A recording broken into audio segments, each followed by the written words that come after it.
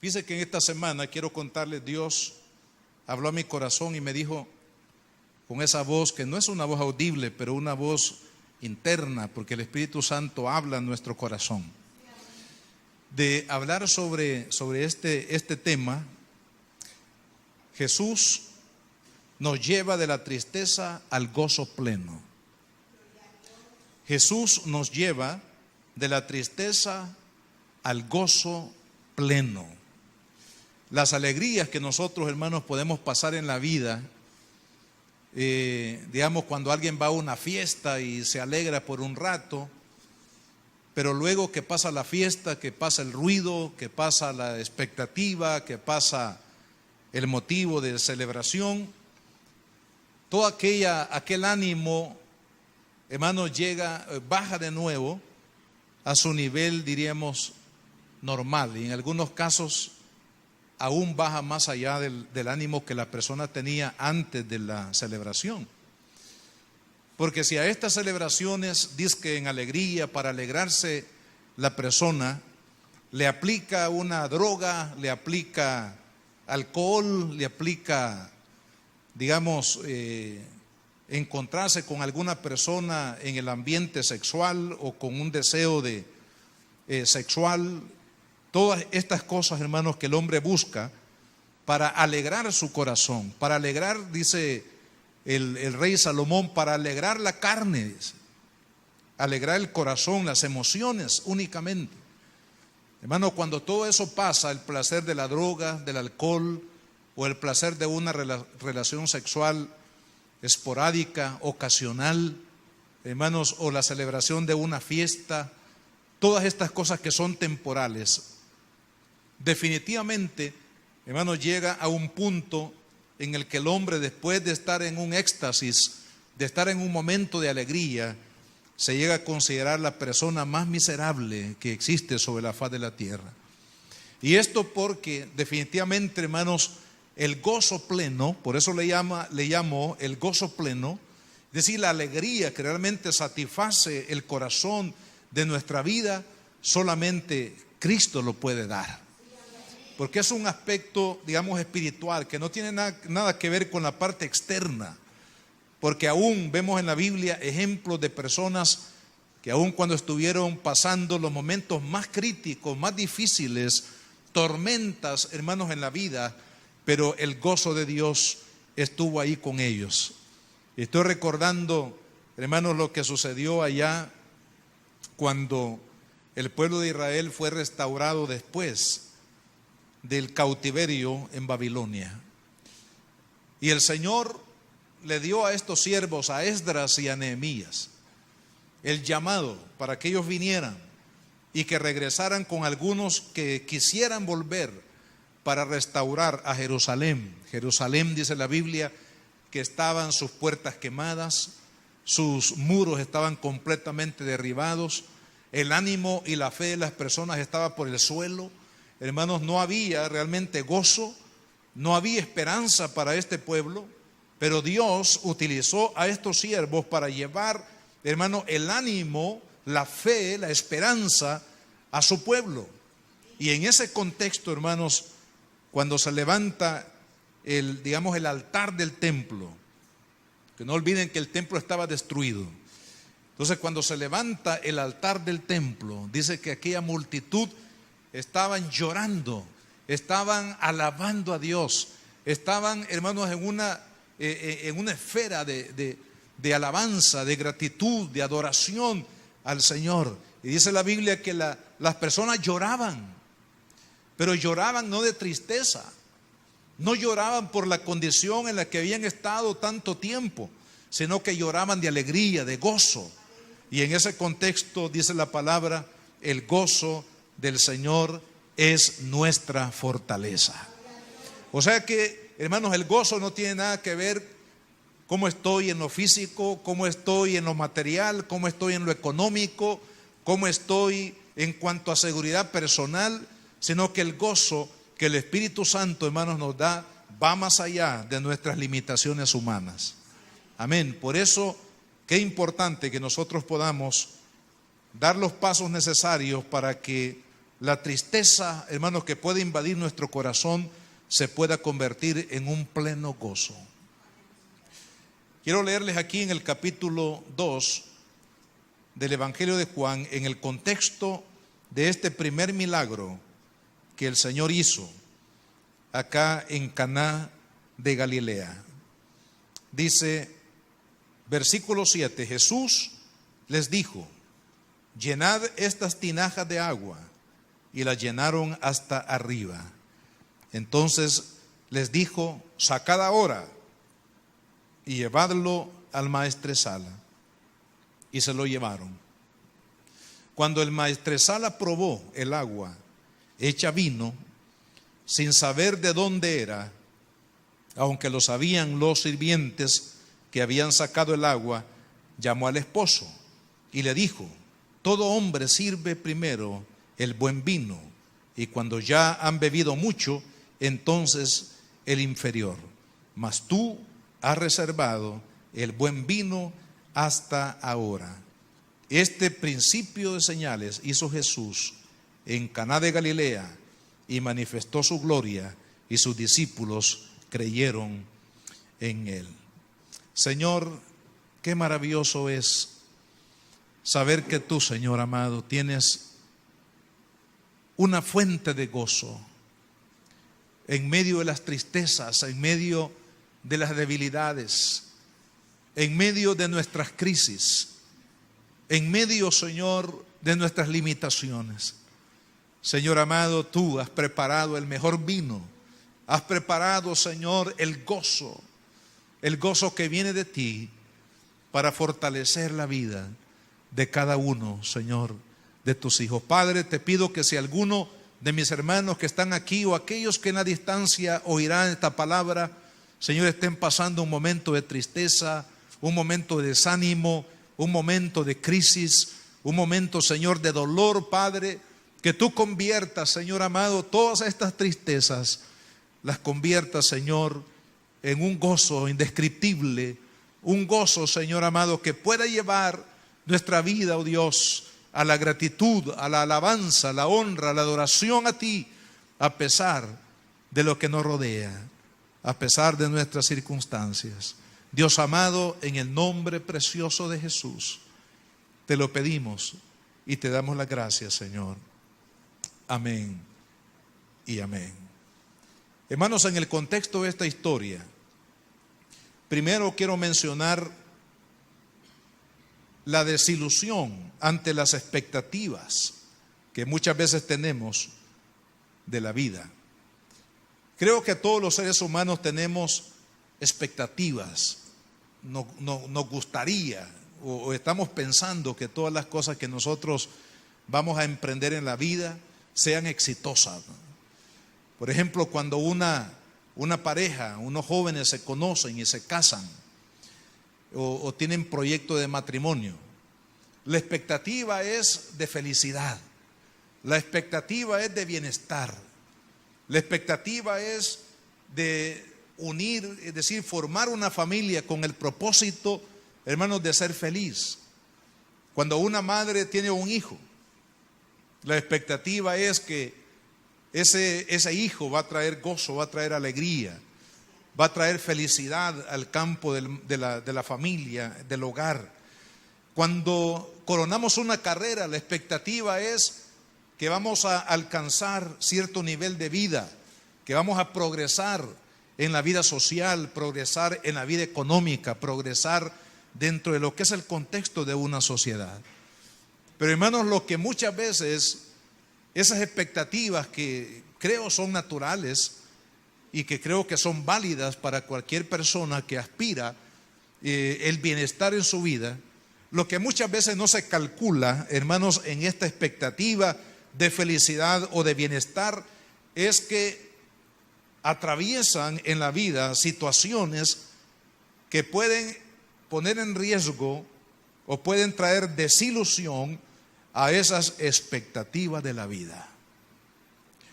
Y es por eso que vemos en este pasaje de la Escritura a esta pareja que felizmente habían enviado las invitaciones a todos sus familiares y amigos para la gran celebración de su boda, ¿verdad? Como todo matrimonio, cuando llega al altar y tiene una expectativa de felicidad, de risa, de gozo, de alegría, hermano, cuando se forma una familia. Pero la palabra dice que en esa expectativa de fiesta, de celebración, esta familia pasó por un momento de crisis, un momento, diríamos, de vergüenza, porque era una vergüenza social que un matrimonio trajera invitados y que los invitados no se sintieran bien. Yo creo que todos los que hemos sido en algún momento determinado, hermanos, anfitriones en un hogar, anfitriones de familias o amigos que nos visitan, los queremos hacer sentir bien, ¿verdad?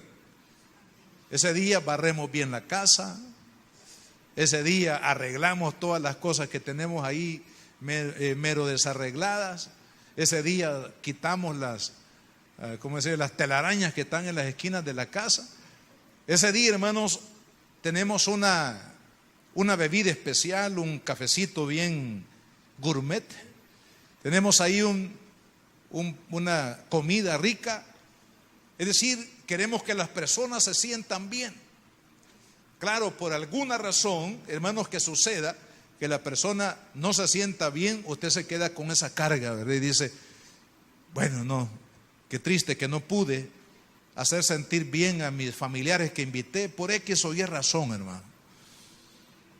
En el ambiente judío o las costumbres judías, hermano, esto tenía un peso no como el que nosotros probablemente sintamos en nuestro contexto, porque si no logramos agradar a una persona con todo lo que quisimos, bueno, ni modo, ¿verdad? Hicimos lo que fue posible para hacerlo, y ahí muere todo. Pero dentro de la cultura judía, hermanos, el no poder agradar a las personas invitadas a una celebración tan importante, eso sí tenía un peso muy fuerte. Prácticamente esa persona quedaba marcada, esa familia quedaba marcada dentro de la sociedad como una persona que realmente no llenó las expectativas de sus invitados. Y aquí vemos en la lectura que tenemos de este pasaje de la Escritura que esta expectativa, hermanos, de felicidad, esta expectativa de fiesta, de gozo, fue afectada por una crisis, por una necesidad. Quiero decirle que en la vida espiritual es lo mismo. En la vida espiritual, hermanos, nosotros queremos ser felices. Nosotros queremos vivir en paz. Nosotros queremos vivir, hermanos, en alegría, en gozo. Queremos tener éxito en todo lo que emprendamos, como personas, como matrimonio, como padres, como servidores, como trabajadores en nuestra profesión. Prácticamente en cada área de nuestra vida tenemos una expectativa, hermanos, de felicidad, de éxito. Y eso podríamos decir que es natural en el corazón del hombre, buscar la felicidad, buscar la plenitud. Sin embargo, hay cosas que ponen en riesgo o a veces destruyen esa expectativa de felicidad. Una enfermedad, por ejemplo, o una situación que de momento llega, una crisis. Nada menos hoy que salíamos de la iglesia, ahí una hermana nos dice, hermano, mire, quiero compartir algo muy importante. Resulta que un matrimonio que recién, hermanos, ellos decidieron servirle al Señor abriendo su casa para ser líder, anfitriones de un ministerio de los grupos, hace unas semanas atrás. Y que este día, hermano, su hijo, un muchacho, me imagino un joven, perdió la vida en un accidente automovilístico. Creo que en esta misma mañana ellos viajaban a otro país por asuntos de negocio. Y llegaron allá, y al llegar allá les dieron la noticia que su hijo había fallecido en un accidente automovilístico. Hermanos, suceden cosas en la vida, ¿verdad? Situaciones que golpean, que no las esperamos. Esta pareja, hermanos, de jóvenes que están invitando a Jesús a la fiesta, no tenían en sus planes que el vino le faltaría. No tenían en sus planes que en vez de ser elogiados por los invitados, vendrían a ser más que todo desacreditados por los invitados en el momento de crisis que llega así de repente, de momento, de golpe, hermanos, a nuestra vida. Quiero decirles que todos nosotros estamos expuestos día a día, hermanos, a que algo inesperado pueda tocar nuestra vida, tocar un miembro de la familia, tocar el hogar, tocar, hermano, todo aquello que nosotros amamos. Y eso pone en riesgo nuestras expectativas de felicidad. Quiero decir, hermanos, que nosotros debemos de poner nuestra expectativa de felicidad, de bienestar en Cristo Jesús. Porque todas las demás cosas, como digo, tarde o temprano van a ser movidas, van a ser removidas, hermano. Pero cuando usted y yo no hemos puesto nuestra expectativa en nuestro bienestar económico, no hemos puesto nuestra expectativa en que si voy a ser feliz, hermanos, con alguien o con una esposa, un esposo, un hijo, una familia, sino que nuestra expectativa va más allá de la felicidad que me pueda proporcionar el cónyuge, va más allá de la felicidad que me pueda proporcionar un hijo, va más allá de la felicidad que yo puedo tener si ando bien económicamente, o que si vivo en paz y vivo, hermano, seguro. Que esas cosas muchas veces son hipotéticas.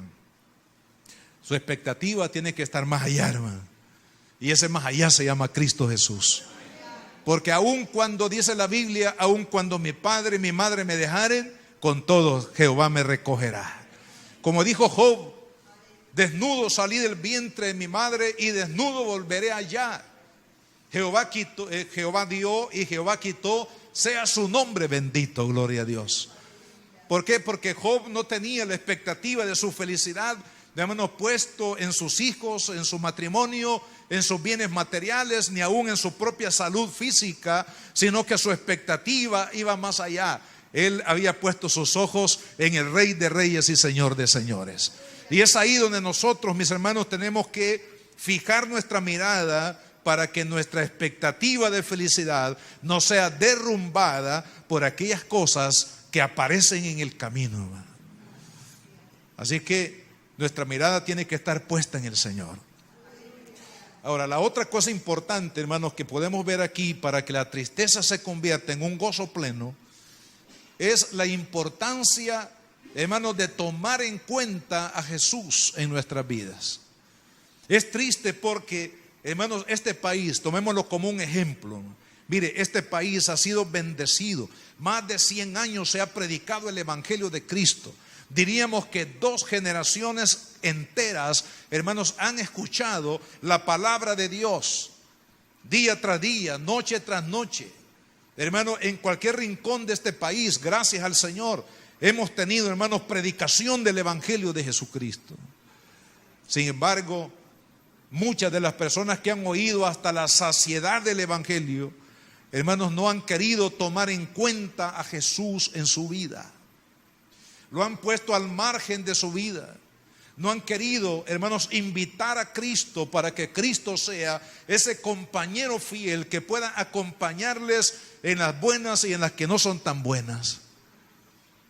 Y la gente, hermanos, prefiere las cosas de la carne, prefiere el dinero, prefiere la violencia, prefiere los ídolos, prefieren, hermanos, el dinero, el buen vivir, prefieren la educación, prefieren la seguridad y han dejado a Cristo de lado. Quiero decirle que cuando una persona deja a Cristo de lado, está dejando definitivamente de lado al único que le puede dar seguridad espiritual y seguridad eterna, hermano. Pero la dureza del corazón del hombre es tal, hermano, que aún escuchando la palabra y viendo los milagros, porque yo soy testigo en este país, hermanos, de personas, de familias que han modelado a sus seres queridos, no solamente la palabra, sino les han modelado su vida, que ha sido cambiada por el poder de Dios. Milagros que han sucedido, milagros de sanidad, milagros de provisión, milagros, hermanos, tantas cosas hermosas que Dios ha hecho. Pero como dice la Biblia, no hay peor ciego que aquel que no quiera ver. Porque hay ciegos que no ven, pero hay ciegos porque no quieren ver lo que Dios quiere que vean. Y esa es la peor ceguera, es tener a Dios tan de cerca, hermanos, tener a Dios tan expuesto a nosotros y nosotros ignorar la presencia de Dios. Ignorar a Dios y decidir, hermanos, comer las algarrobas del mundo, o como le sucedió a Esaú, preferir un plato de lentejas y no a Dios y no a Cristo en la vida. Lo triste es que tarde o temprano, hermanos, las personas que han rechazado a Cristo, dice la Biblia, y esto está en Mateo capítulo 25, que un día todos los hombres vamos a llegar a la presencia de Dios después de la muerte. Y dice la Biblia que aquel que confesó a Jesús aquí entre los hombres, él dice, lo va a confesar delante del Padre. Yo estaba haciendo memoria de ese momento, hermanos. Qué momento más importante para la eternidad de cada alma después de la muerte, cuando el hombre tenga que presentarse delante de Dios. ¿Y quién es el que va a dar testimonio de él para vida eterna o ausencia de testimonio para muerte eterna? La clave está, hermanos, en haber invitado a Jesús para que viviera, para que fuera su compañero fiel aquí en la tierra, hermano. Y dice la Biblia que aquella persona que confesó a Cristo aquí en la tierra, él dice, lo va a confesar delante de su Padre y delante de sus ángeles.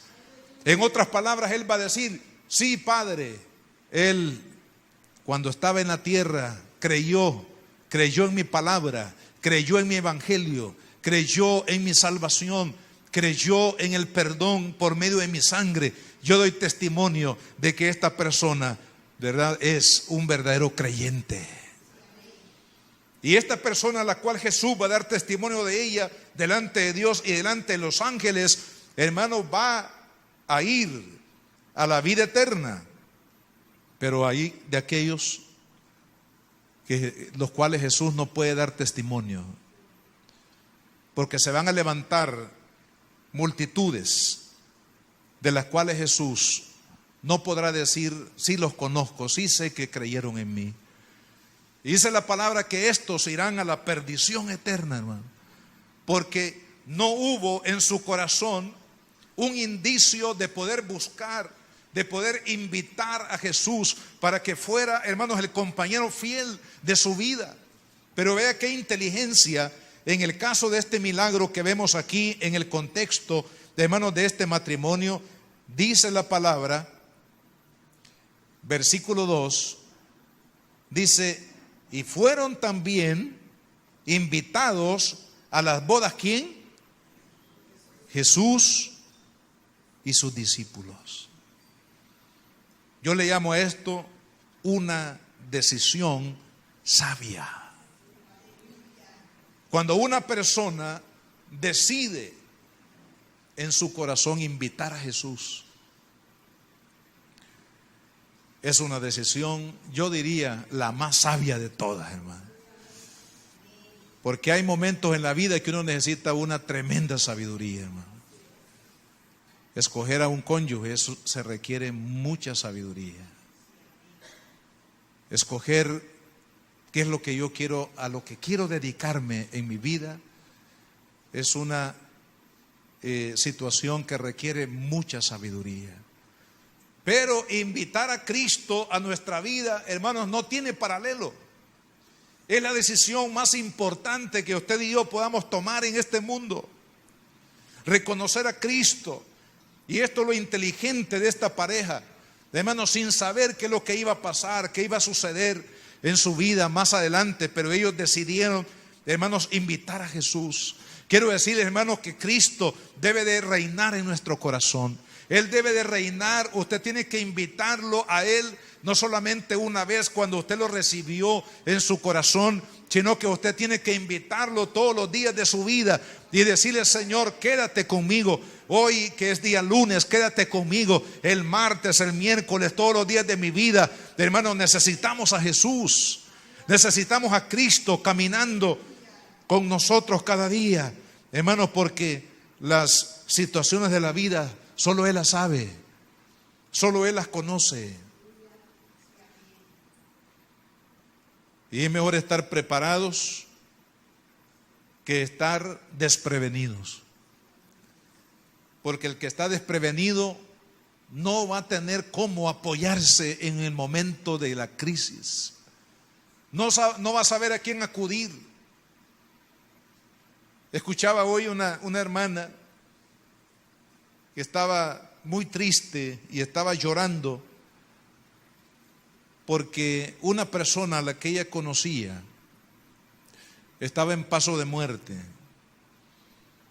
Y el lamento de ella era que en ese momento que la persona estaba prácticamente en los últimos minutos de su vida, dice: yo no tuve el valor de hablarle de Jesús, de decirle que aceptara a Cristo, porque yo sabía que esta persona iba a morir. Y no lo hice. No le dije, no lo invité para decirle que se entregara a Cristo. Él había vivido una vida totalmente, hermanos, perdida. Había negado a Jesús, era una persona atea, no quería nada con Dios en su vida y ella lo sabía. Pero en ese último momento de su vida, qué pesar no haberle, al menos haberle dicho: mira, tú vas a morir, pero tienes la oportunidad de entregar tu corazón al Señor Jesucristo. Esta persona murió desprevenida. Le llegó la muerte, hermanos, en un momento que tal vez no lo esperaba. No estaba preparado para morir, en el sentido que no había, hermanos, hecho la decisión más inteligente y más importante de la vida, que es invitar a Cristo al corazón. Yo por eso les digo a los jóvenes: si tú quieres triunfar en la vida, sabes, la decisión más sabia para ser feliz en la vida es invitar a Cristo a tu corazón. Es cuando nosotros, hermanos, en la juventud, y yo les puedo dar testimonio de eso, a los 17 años de mi vida, yo le dije a Cristo: Señor, ven a mi corazón, me entrego a ti, perdóname mis pecados, quiero vivir para tu gloria. Y amados hermanos, desde esa edad hasta la que tengo hoy, que no estoy tan viejito, no haga cuentas alegres, pero yo dije: qué lindo aquel día, 17 años, cuando yo le dije a Jesús: ven a mi corazón. Hermano, nuestra familia, si queremos ponerle una palabra, podríamos decir una situación trágica en esa época, cuando yo conocí a Cristo. Y ver, hermanos, cómo Dios le dio vuelta completamente a esa tragedia, a esa tristeza, a esa situación, hermanos, que vivimos en esa etapa de la vida. Y poder ver a la familia buscando a Jesús, una vida nueva, hermanos, nuevas cosas que Dios, bendiciones que vinieron a nuestra vida en todos estos años.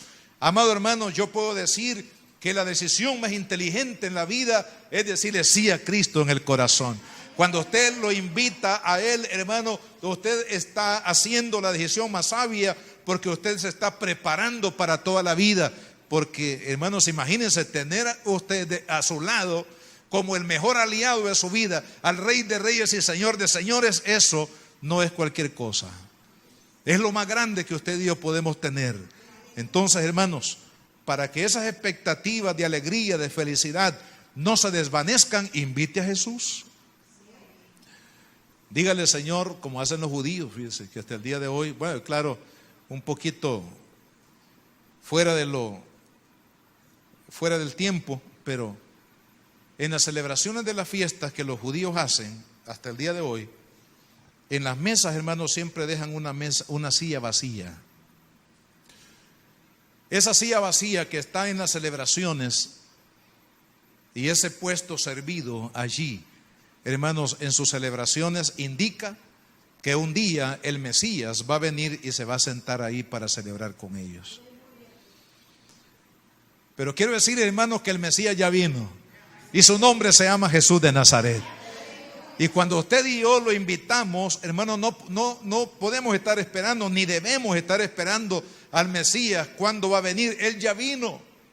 Él ya nos mostró su amor. Él, hermano, entregó su vida, entregó su sangre, entregó su vida misma en la cruz del Calvario por usted y por mí. Él ya vino y Él quiere que nosotros le invitemos para que Él sea parte de nuestra vida.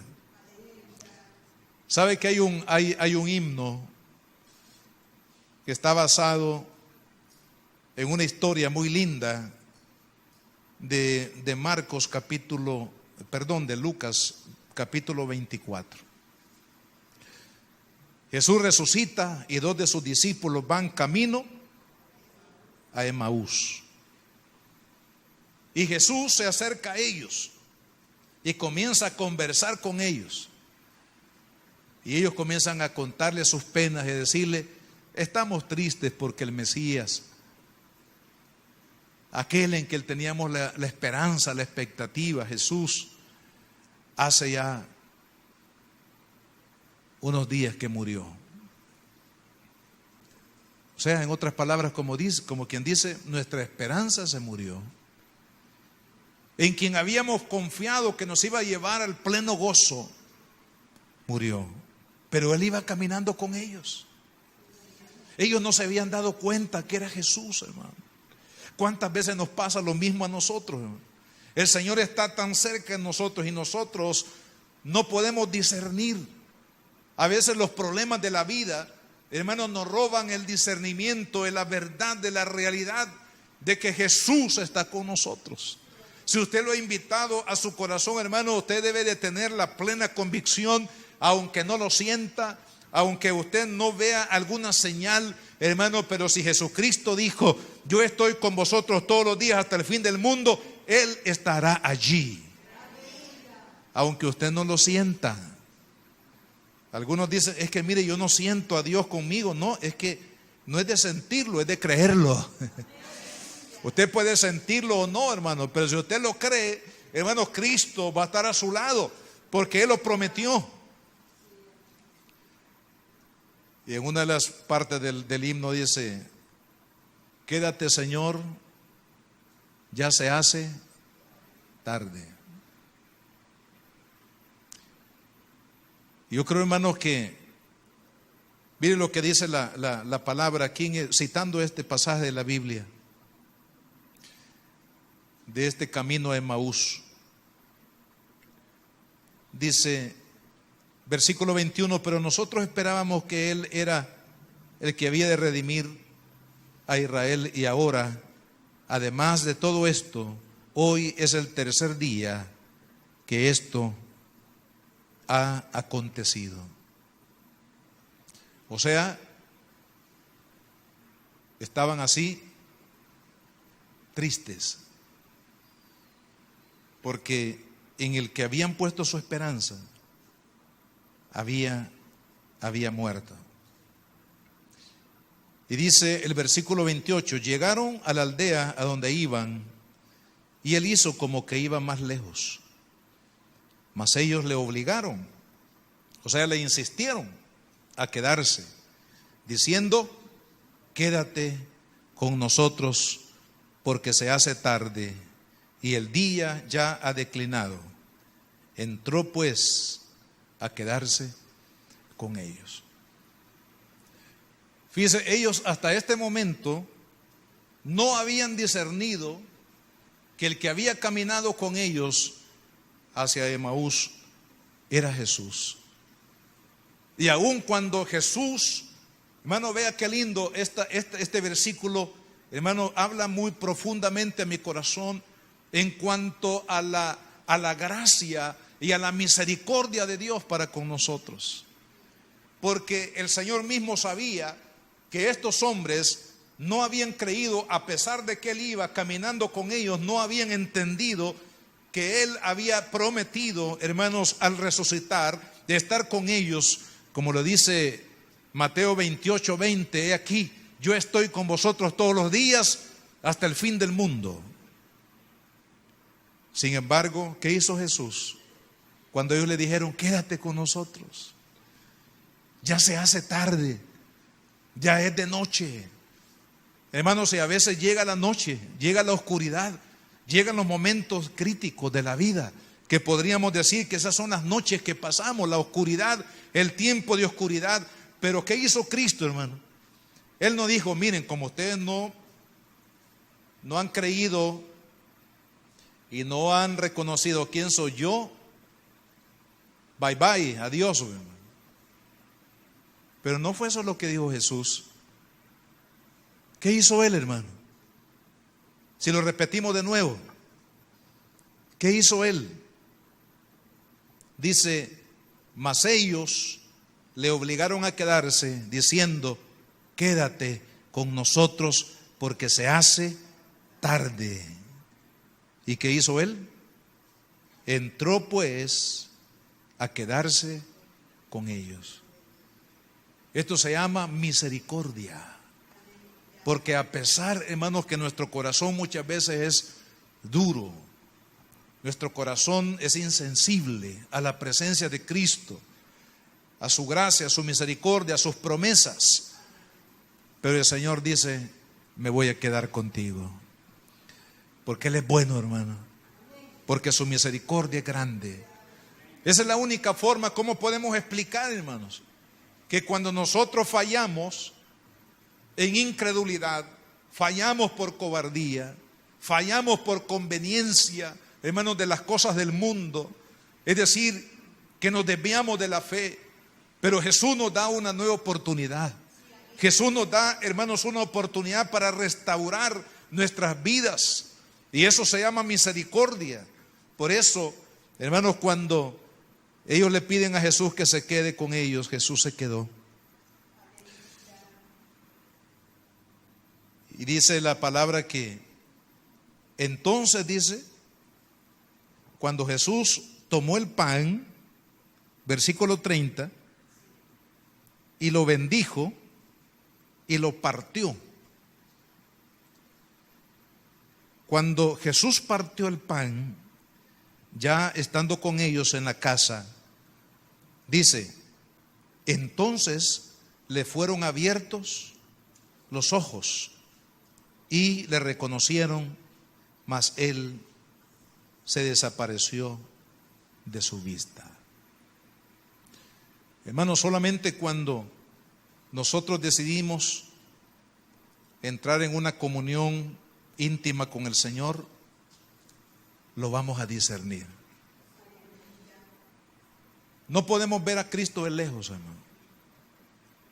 Tenemos que invitarlo, sí, muy importante, pero también al invitar a Jesús a nuestras vidas, nosotros necesitamos vivir en comunión con Él. De lo contrario, hermanos, en el camino de la vida no vamos a discernir, no vamos a saber qué hacer, no vamos a oír la voz de Dios, porque Dios, hermanos, tiene su tono, tiene su forma de hablarnos. Así como usted conoce la voz de su amado, aquí las que están casadas, ¿verdad? Y cuando habla el esposo dice, ay, ya viene mi esposo. O también nosotros escuchamos la voz de la amada. Amén, ya la conocemos. Yo la voz de mi esposa ya hasta dormido la escucho, hermano. La discierno. Así también cuando usted escucha a sus hijos, te dice, no, es mi hijita, mi hijo, porque ya usted conoce la voz, porque vivimos en intimidad, vivimos en comunión, vivimos en cercanía, ¿verdad? Cuando uno vive en comunión, hermanos, uno puede oír la voz de su amado. Entonces, cuando nosotros, hemos invitado a Cristo, asegurémonos que vamos a caminar no como religiosos, que vamos a la iglesia, pero Dios por un lado y yo por otro. Sino, hermanos, tenemos que asegurarnos que si hemos invitado a Cristo a nuestra vida, procuremos tener una comunión íntima con Él. ¿Sabe por qué? Porque Él todos los días nos va a hablar. Todos los días Él nos va a hablar y nosotros vamos a necesitar, hermanos, discernir la voz del amado, porque Él tiene muchas cosas que quiere derramar sobre nuestra vida. Así que para pasar de la tristeza al gozo, necesitamos invitar a Jesús y conocerlo, hermano. Por favor, no se conforme con lo que usted ha recibido. Usted puede ser un cristiano de 10, 20, 30 años de ser cristiano, pero eso no quiere decir que usted ya conoció todo lo que Dios, hermano, tiene para su vida. Eso nada más es como lo que le pasó a Ezequiel, ¿se acuerdan? Cuando Dios le da la visión de las profundidades de la bendición de Dios y se lo ilustró. Cuando él llega a la orilla del mar y toca con los pies, como cuando usted va al mar, ¿verdad? Cuando usted está en la orilla, lo único que le llega son las aguas, digamos, las pocas aguas que se extienden por las olas y tocan sus pies. Pero él le dice, mide una medida más. Él se profundiza, el agua le llega hasta las rodillas. Pero mide otra medida más y le dice hacia adentro. Y el agua le llega a la cintura. Y otra medida más y le dice adelante. El agua le llega hasta los hombros. Ya no puede tocar el fondo, porque las profundidades de Dios, hermanos, son así. Usted y yo podemos vivir una vida cristiana de 100 años. Y en 100 años, hermanos, el agua nos va a llegar hasta el tobillo, ¿verdad? Porque las profundidades de Dios son tan grandes. No nos conformemos, hermanos. Usted y yo tenemos que buscar a Dios, tenemos que buscarlo en su palabra, en la oración, tenemos que buscarlo en el servicio, tenemos que afinar nuestro oído espiritual, porque cuando usted y yo hemos invitado a Cristo que viva y more con nosotros, hermanos, Él va a manifestar su gloria y su poder en aquellos que le aman, en aquellos que responden a su llamado, aquellos que están sensibles a la dirección, a la voz de Dios. Y la última cosa, al menos que por ahora quiero mencionar en este milagro, fíjense qué importante, hermanos, porque algo nos puede desviar, ¿verdad?, de la mirada puesta en Cristo. Y en este caso, fíjese, la mamá de Jesús, hablando de María, la madre de Jesús en lo humano, hay que hacer esa aclaración, porque en lo divino Jesús no tiene mamá, ¿verdad? En lo divino. Pero en lo humano, en el cuerpo donde Jesús, Dios mismo, se manifestó a la humanidad, ahí tuvo participación la Virgen María. En aquel momento, una virgen, una jovencita que no había conocido varón, que estaba comprometida para casarse. Pero ve qué importante, hermanos, porque dice el versículo 5, y su madre dijo a los que servían: haced todo lo que os dijere. O sea, hay cosas en este mundo, hermanos, que van a tratar de apartarnos o separarnos de Dios, separarnos de Cristo. Hay doctrinas, hay religiones, hay ideas, muchas cosas que van a surgir, hermanos, en nuestro caminar con el Señor, que nos van a tratar de llevar a aquella misma cisterna rota de tristeza, de donde el Señor nos sacó un día para darnos su pleno gozo, el gozo de la salvación. Hermano, sabe que el enemigo quiere hacernos retroceder. Y tristemente, debo decir que ha tenido efectividad los planes del enemigo en la vida de muchas personas que se volvieron atrás, hermano, que se quedaron en el camino, que no persistieron en esa comunión con Jesús para tener el gozo pleno de Dios en sus vidas, porque se desviaron, porque el enemigo los convenció y los desvió. Pero qué lindo, hermanos, cuando, miren, nosotros tenemos que ser como María en ese sentido, de decirle al mundo: vean a Jesús. Qué interesante, porque con mucho respeto lo digo, hermanos, la religión tradicional enfoca la salvación en la Virgen María, pero la Biblia enfoca la salvación en Jesucristo. Y aquí tenemos un testimonio de que la Virgen María no fue la que hizo a un lado a Jesús y decir: mire, véanme a mí, porque yo soy la que los puedo llevar a la salvación. Sino que con toda humildad, porque eso sí, fue una mujer humilde, una mujer sujeta a Dios, una mujer de fe, porque le creyó a Dios, hermano, siendo que el Señor le pedía algo que era, primero, imposible, y segundo, vergonzoso en el sentido de las costumbres, hermanos, de la sociedad judía en la que ella vivía. Salir embarazada no estando casada, eso era una vergüenza y era, hermanos, diríamos, algo muy, incluso la exponía a la muerte misma. Sin embargo, hágase conmigo conforme a tu voluntad. Aquí está tu sierva. Qué linda palabra, ¿verdad? Todas las hermanas deberían decirle a Dios: Señor, aquí está tu sierva. Y los varones: aquí está tu siervo, Señor. Hágase conmigo conforme a tu voluntad y no conforme a mi voluntad. Que se haga lo que tú dices y no lo que yo digo. Pero mire qué humilde. Dice: hagan lo que Jesús dice. Y sabe, hermano, que la iglesia de Cristo, la iglesia, los verdaderos hijos de Dios, los que somos creyentes, sabemos que la tristeza no puede venir, no puede ser transformada o cambiada en pleno gozo si las personas no miran a Jesús. Porque Jesucristo es el único dador de vida eterna.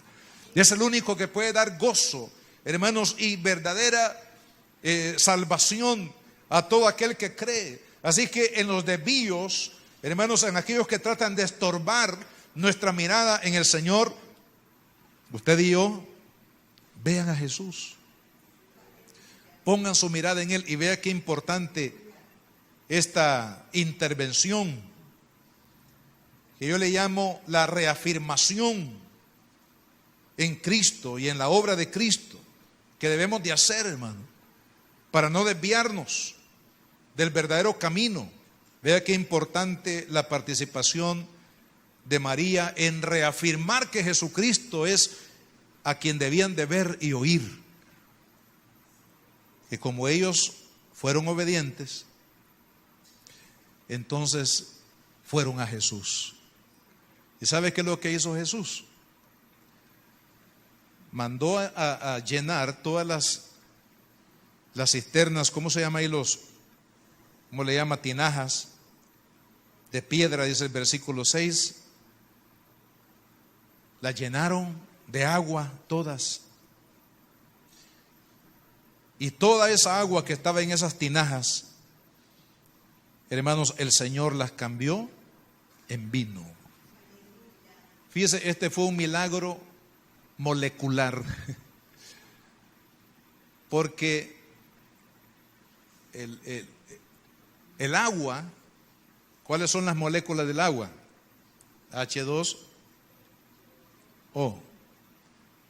Fíjese, esas moléculas del agua, el Señor las transformó. ¿Por qué lo hizo? Porque Él fue el autor de la ley, de todas las leyes de la naturaleza, se llama Dios. Él es el que hizo el agua. Él es el que hizo la tierra. Él es el que hizo los animales, al ser humano, el sol, la luna, el universo. Hermanos, cada uno de las obras que Dios ha hecho, les puso, hermanos, su naturaleza. Les puso las moléculas correctas para hacer lo que Él quería hacer, hermano. Pero como para Él, que es el dueño y soberano de todo, no hay nada imposible, hermano. Él cambió el agua en vino. En otras palabras, para que la expectativa de aquellos jóvenes no fuera, hermanos, afectada por los problemas de la vida, por las crisis que llegan de momento, al haber invitado a Jesús y poner su mirada en Él, hermanos, el Señor bendijo a esta pareja para que sus expectativas de felicidad fueran reales y no ilusorias. Solamente Cristo puede, hermanos, a pesar de las dificultades, salvaguardar nuestra felicidad. Porque todos buscamos felicidad, pero la felicidad no está en el mundo, la felicidad no está en el sexo, la felicidad no está en el dinero, la felicidad no está en la droga, en el alcohol, la felicidad no está en las ganancias deshonestas para aquellos que hacen violencia contra su prójimo, sino, amado hermano, la felicidad está en Dios. La Biblia dice que Dios es amor, amén. Él es la fuente, hermanos, de felicidad. Es la fuente de paz, es la fuente de justicia, es la fuente de amor. Y solamente cuando nosotros hemos hecho una decisión previsoria de invitar a Cristo para que Él sea el Señor de nuestras vidas, hermanos, solamente Él va a preservar esta expectativa de felicidad y de gozo. Solamente Cristo lo puede hacer. Por eso dice la palabra, y con este versículo quiero finalizar, en el capítulo 11 del Evangelio de Mateo y versículo 28. Vea la promesa que tenemos aquí de parte del Señor. ¿Qué es lo que hicieron estos jóvenes?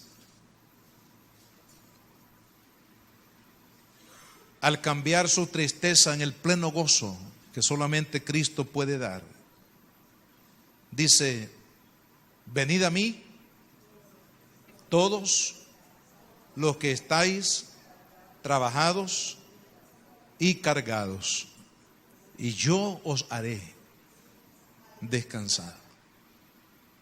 Aquellos jóvenes no sabían que su expectativa de felicidad iba a sufrir un atentado, hermano.